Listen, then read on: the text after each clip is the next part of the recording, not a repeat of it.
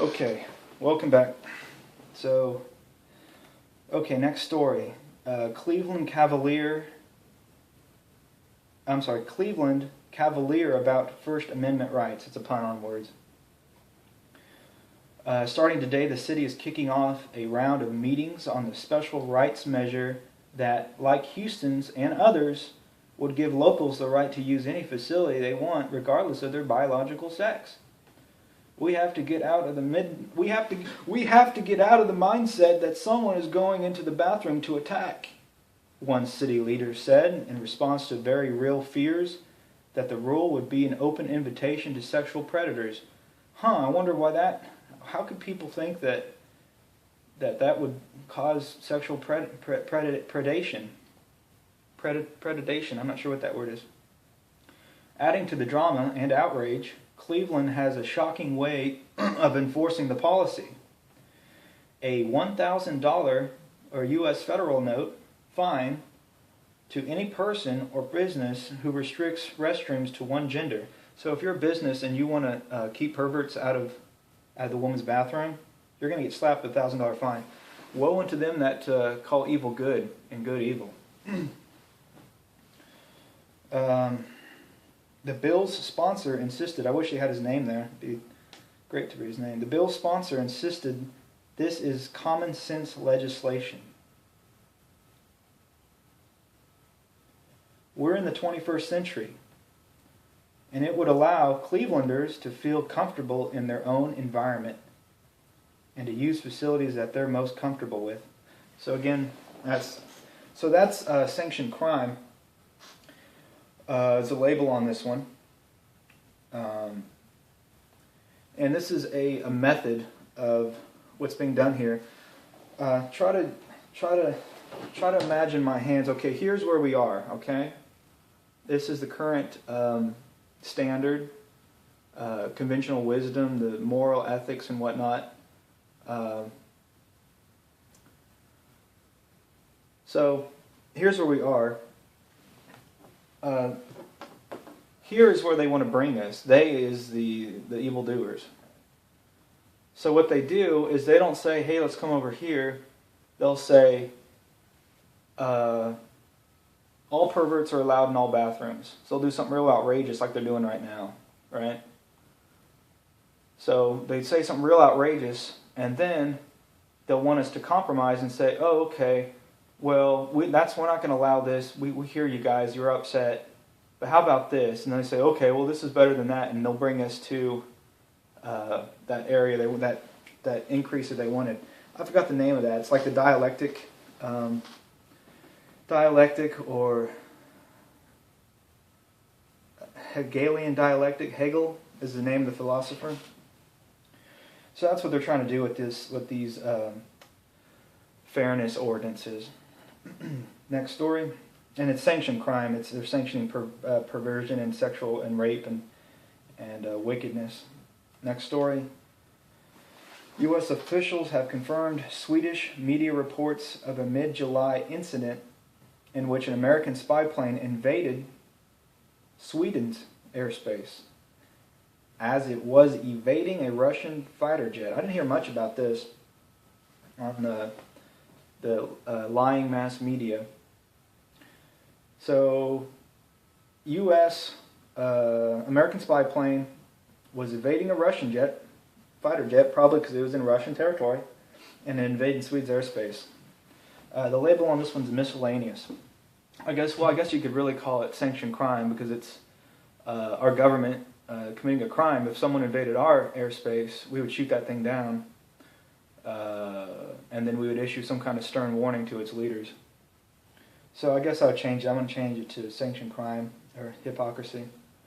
Getting a little parched here. I'm going to have to bring some water to the party. Next story. Courts rule Philadelphia man must pay $280,000 that he does not owe. The problem is that Lerner didn't follow the right procedural course in challenging it. It is we'll read. When questioned further about where the numbers for such assessments come from, Reynolds responded that her manager really just makes them up. We try to make it really high, she said. We want them to come in and make sure that the figures are right, or the figures are accurate. And this is talking about probably property taxes. I remember reading something like that. So they give you a high assessment, and somehow this guy didn't get into he didn't come in and make sure the figures are accurate and the amount of time, and so he was stuck with this big number, which is criminal behavior, not on his part, of course. This is in Philadelphia. You can read about that. $280,000. That would be a thing you could search for. Reynolds is the name of the clerk. This is under the label of despotism. What does the Constitution call this? Declaration of Independence. A lot of good phrases there. People are trying to. I don't think I have the time for it.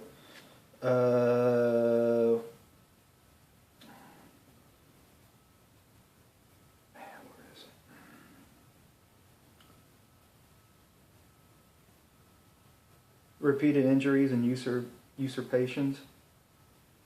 This would be a usurpation of his property because he probably can't pay it. And it's definitely an injury. Keep forgetting where my time clock is. I'm getting all... Okay.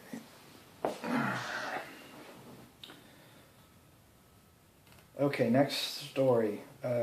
Insane Economic Laws is the title for this one. I'm 31 years old and I happen to have Down syndrome. I have 2 jobs and lead an independent life. However, when my mom died suddenly last year, things got a lot harder for me and my family. I want to support myself and save money for my future, but if I save more than $2,000, or Federal Reserve notes, that's what they really are, if I save more than $2,000, I'll lose the benefits I depend on, like Medicaid and Social Security. So this guy's got himself in a program with the government, and he can't save money. He can't save more than $2,000, or he's going to lose his gifting from the government. That's because of a law that says that people with disabilities like me can't have more than $2,000 in assets, or we risk losing the benefits we need to live. Okay? And this is the problem with socialism. I'm all for helping people out. I'm not for making people help people out by force. That's communism. People give that rap to the Bible. They'll bring up Acts and how they had all things in common. But the thing you have to realize is you read the verses and people willingly shared their stuff. When someone forces you to share something, that's not what they were doing in Acts of the Apostles. So when you get into socialism like this, like our country is steeped into, this kind of stuff happens where it doesn't make any sense. So, I mean, where it's like, what are we going to do, you know? So that's why socialism is not a good idea. This guy, if, well, I don't know what the solution would be. God will provide. But I know forcing someone to share is not the correct thing to do. That's called being a thief. That's actually a robber. You're doing it by force. If you don't do it, we're going to come and take your house or take your children or whatever. I guess if you don't pay your IRS stuff, you just look on the internet and find out what happens when you don't pay your IRS stuff, and that's the force. I'm telling you, the robbers. Last story for this segment. This April Fool's Day, the joke's on doctors. Unless Congress calls a temporary truce and gets down to business on a doc fix, the country's physicians will be slammed with a 24% pay cut on April 1st. I haven't heard much about that. And that's already passed, of course, at the end of the year. But I did find that very interesting that all the physicians are tied up. And however, somehow they fixed that. And that's fascism. And we can talk about fascism and what that word means on this next part.